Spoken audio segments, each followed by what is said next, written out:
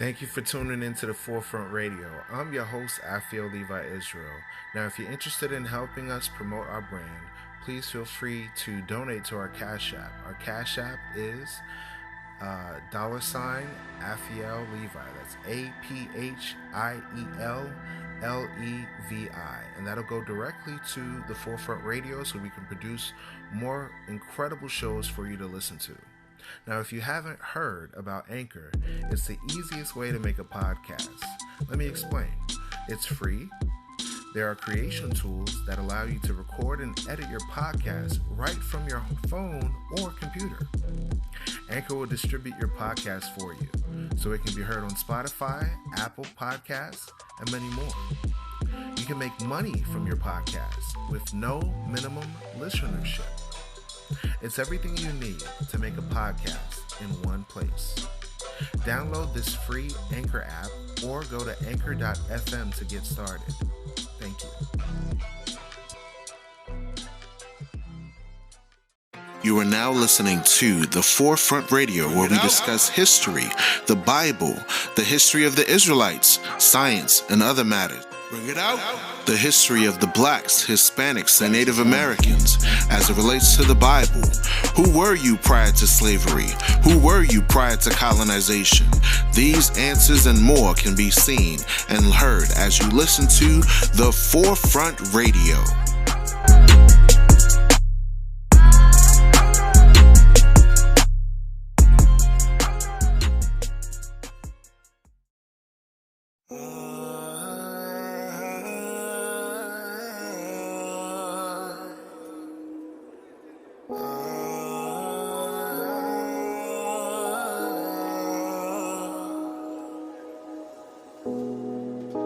The Lord is my shepherd, I shall not want, I shall not want. The Lord is my shepherd, I shall not want. Give ear, my people, incline your ears to my words. I will open my mouth in a parable. I will utter dark sayings of old, which ye have not heard, nor have known. We will not hide it from our children, showing the truth to each generation, to praise the Lord and His strength and His wonderful works. For He established a testimony and a law appointed for Israel, which He hath commanded our fathers to make them known to the children, that they may set their hope in God and not forget the works of God, but keep His commandments. That they may set their hope in God and not forget the works of God, but keep His commandments. That they may set their hope in God and not forget the works of God, but keep His commandments. That they may set their hope in God and not forget the works of old, the things You've done before.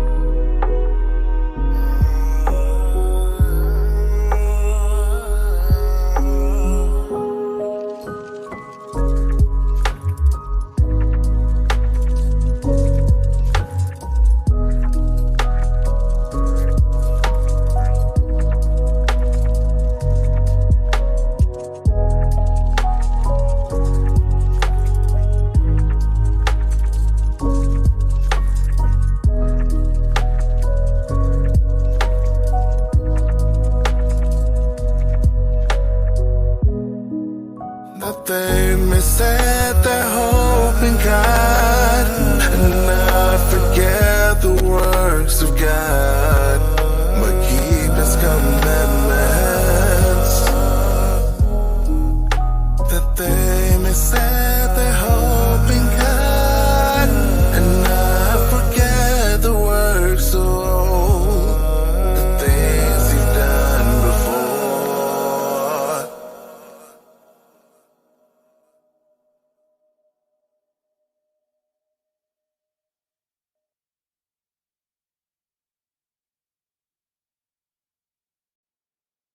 Thank you for listening to the Forefront Radio. I'm your host, Afiel Levi. Thank you for listening to the 30 Days of Content Creators of Color. We're going to talk about today the Greek captivity, when the Greeks had us in slavery. Many people don't know that the people such as Alexander the Greek were mentioned in the Bible. It's contained in the book called the Maccabees. The Maccabees was originally found in the 1611 King James Bible, but the Protestants of America removed this history because it would prove that Western civilization was not the dawn of all things pure and good. As a matter of fact, as we read, you'll find that during the time that the Greeks took power, they did many atrocities and many evils to our Hebraic ancestors. So we're going to start at 1 Maccabees chapter 1, and we're going to read about Alexander the Greek. All right. 1 Maccabees chapter 1, verse 1. And it happened after that, Alexander, son of Philip, the Macedonian, who came out of the land of Shittim, had smitten Darius, king of the Persians and Medes, and he reigned in his stead the first over Greece. Some folks wonder, okay, what is Kittim? Where is the land of Kittim? So we're going to look right now at Wikipedia, where it describes the land of Kittim. So Kittim was a settlement in present-day Larnaca on the east coast of Cyprus, known in ancient times as Kition or Citium. On this basis, the whole island became known as Kittim in Hebrew, including the Hebrew Bible. However, the name seems to have been employed with some flexibility in Hebrew literature.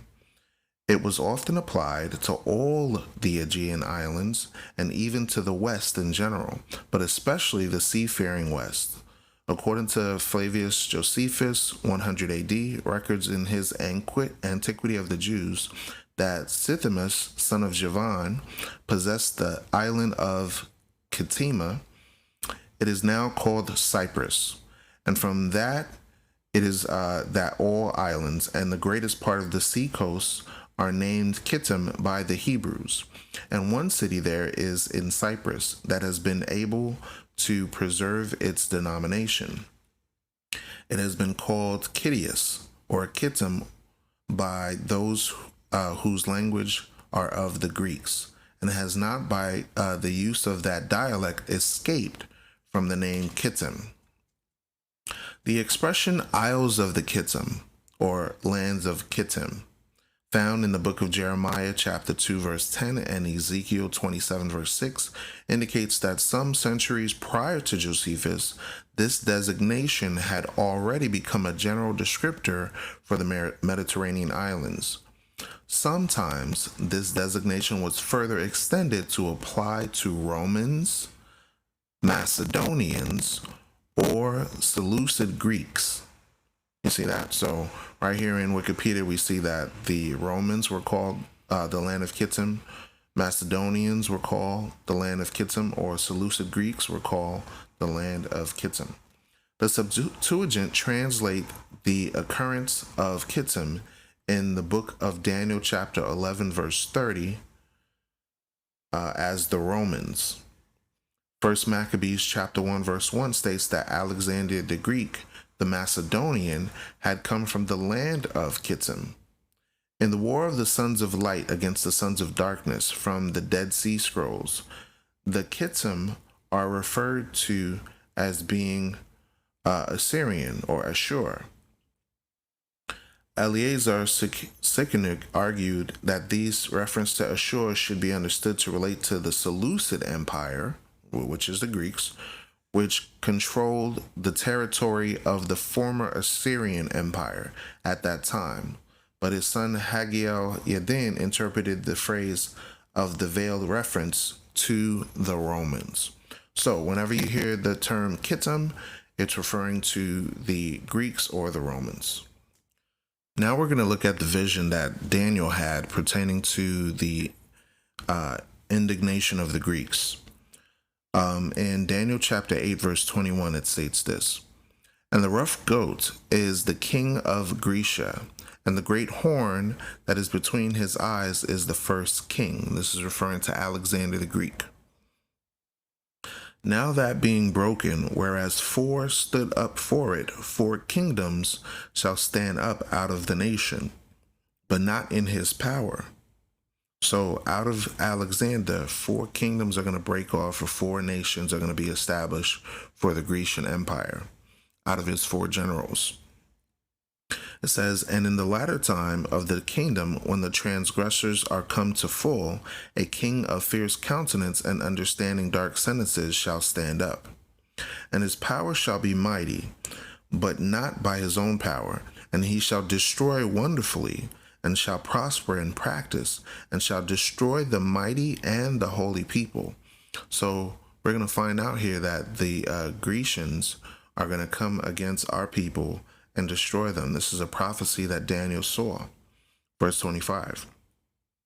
"And through his policy also he shall cause craft to prosper. In his hand he shall magnify himself in his heart, and by peace shall destroy many. And he shall also stand up against the prince of princes, but he shall be broken without hand. And the vision of the evening and the morning which was told is true. Wherefore shut thou up the vision, for it shall be for many days. And I, Daniel, fainted, and was sick certain days. Afterwards I rose up and did the king's business, and I was astonished at the vision, but none understood it." So no one was able to understand his vision. His vision was pertaining to the Greeks coming into power. Now, this can be found later on in Maccabees when we find out what exactly the Greeks did to our people. So let's go back to 1 Maccabees. 1 Maccabees chapter 1, verse 1. "And it happened after that Alexander, the son of Philip, the Macedonian, who came out of the land of Chittim, had smitten Darius, king of the Persians and the Medes, that he reigned in his stead the first over Greece, and had made many wars, and won many strongholds, and slew the kings of the earth." So when Alexander the Greek came into power, he killed a lot of the dark nations, including the black Hebrews. And here's what he did.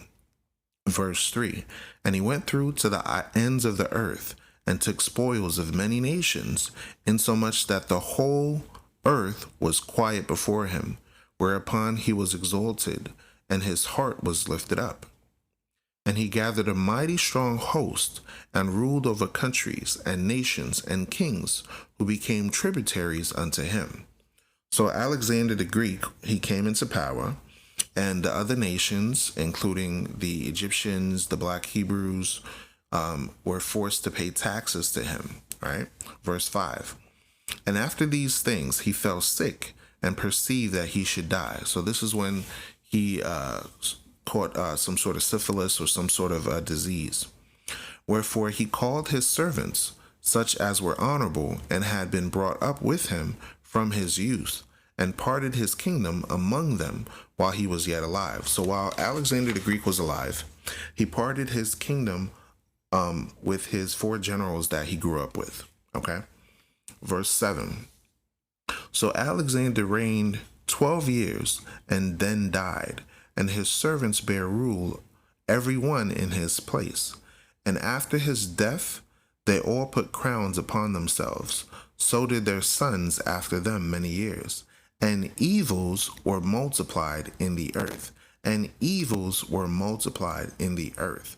So we see here in the text that when the Edomites also known as the Greeks and Romans, came into power, evils were multiplied on the earth. They took this out of the Bible because they don't want you to know that when they came into power, it wasn't peace and love and all of this thing.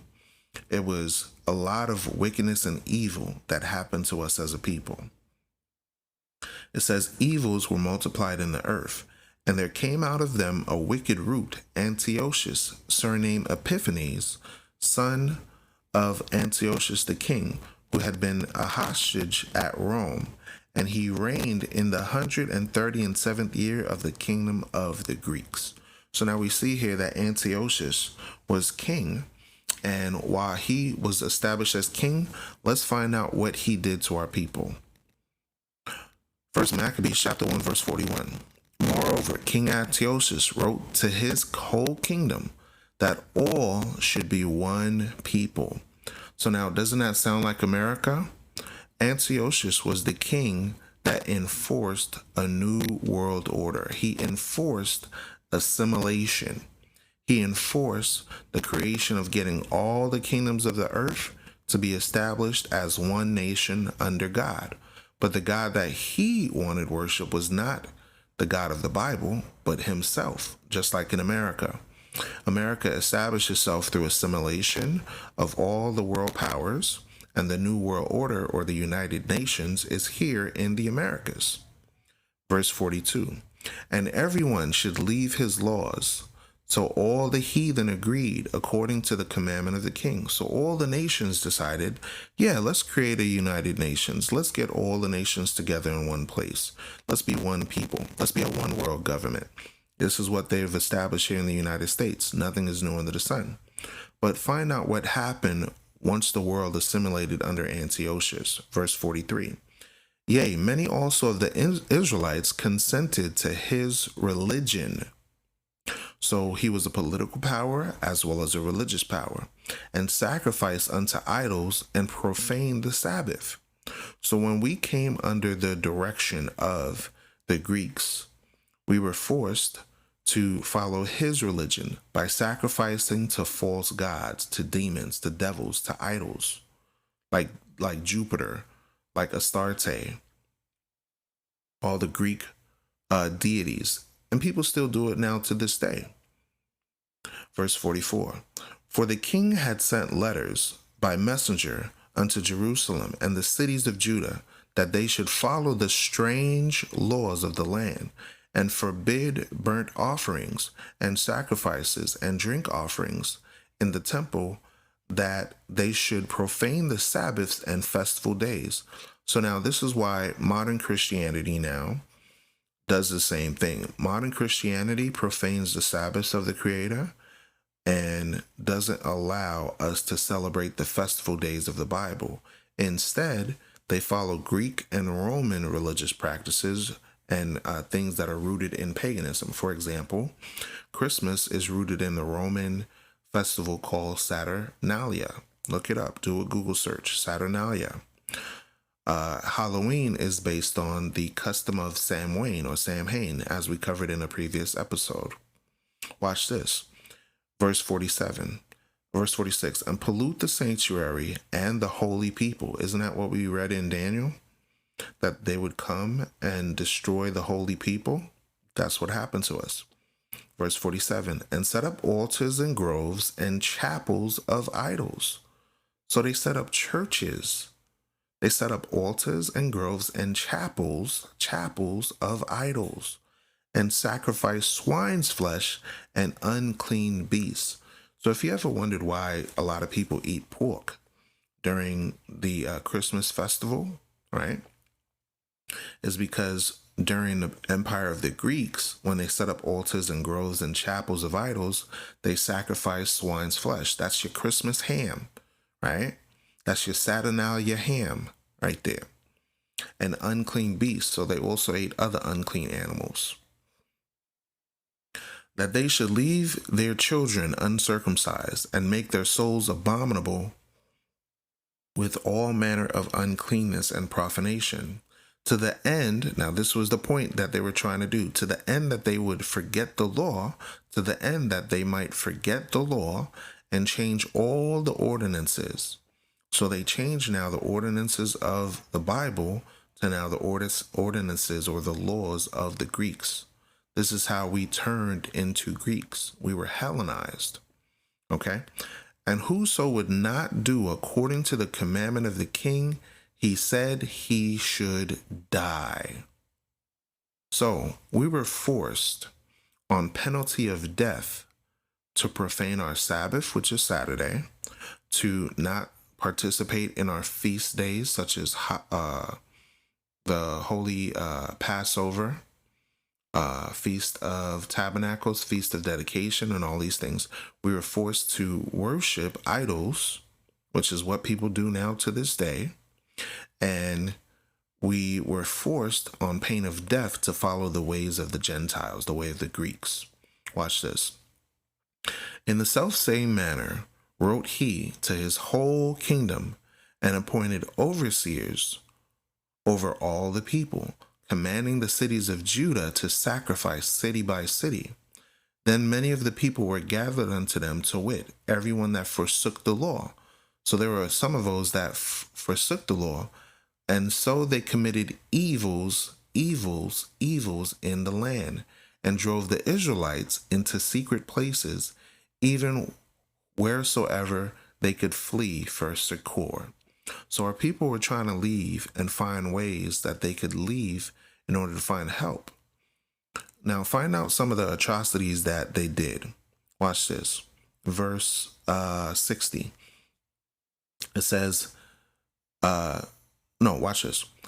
59. Now the 5th and 20th day. So on the 25th day, interesting, huh? On the 25th day of the month, they did sacrifice upon the idol altar, which was upon the altar of God. So on the 25th of whatever day this was in the month Caslu, right, which I'm assuming is December, okay, on the 25th day of the month, they did sacrifice upon the idol altar, which was upon the altar of God, at which time, according to the commandment, they put to death certain women that had caused their children to be circumcised. And they hanged the infants. They hanged the infants about their necks and rifled their houses and slew them that had circumcised them. Howbeit, many in Israel were fully resolved and confirmed in themselves not to eat anything unclean. Wherefore they chose rather to die, that they might not be defiled with meats, and that they might not profane the holy covenant. So then they died, and there was very great wrath upon Israel. So we see here, based on this chapter in First Maccabees, that when the Greeks rose up into power, that the Greeks were the ones that did many atrocities to our people, and they killed them, and they hung, basically lynched children. So now this shows you that when Caucasians try to tell you that the Greeks was the dawn of civilization and it was all happy-go-lucky, no. They did a lot of atrocities to our Hebraic ancestors, and evils were multiplied in the land. They forced them to go into idolatry. They forced them to worship false deities. They forced them to eat swine's flesh on pain of death. Okay, so now when you read in the Bible where it says neither Jew nor Greek, bond nor free, that shows you that it's talking about when we were forced to become the Greeks. We were forced to follow the ways of the Gentiles. Okay, so this can be found in 2 Maccabees chapter 6, verse 6. I'm going to read that briefly, and then we're going to close off. 2 Maccabees chapter 6 and verse 6. Neither was it lawful for a man to keep Sabbath days, or ancient feasts, or to profess himself at all to be a Jew. So if you're not able to profess yourself at all to be a Jew, what would you become? You would become a Greek. You would be assimilated into the Greek culture and the Greek habits and the Greek customs. So that's the same thing like us in America. When we were brought here as slaves, we did not keep our Hebraic culture. We ended up converting to the religion of Christianity, which was that of the Greco-Romans, the descendants of the Romans, the Edomites, the Americans, and the French and the Dutch and the Spanish. All these individuals that were from the European persuasion forced us to not call ourselves Hebrew anymore, but call ourselves Greeks, call ourselves Americans, call ourselves French, call ourselves all these gentilic titles that we were brought to as slaves. That's why now we call ourselves African American, because we are American citizens, but we don't know our lineage is that of the Hebrews. So at the end of the day, you learned today of when the Greeks came into power and how they did many atrocities to our people. And I hope this can be a valuable lesson that you can teach your children and your friends and family, that we should remove ourselves from Greco-Roman institutions and go back to our own culture, our own laws, statutes, and commandments. Thank you for listening to The Forefront Radio. You can find us on Instagram, The Forefront Express. You can find us on Facebook, The Forefront Media. Find us on Spotify, on Anchor, on Stitcher, and other sources. Just type in The Forefront Radio. We're on Google Podcasts. We're on Apple Podcasts as well. So thank you, peace, and blessings to you all.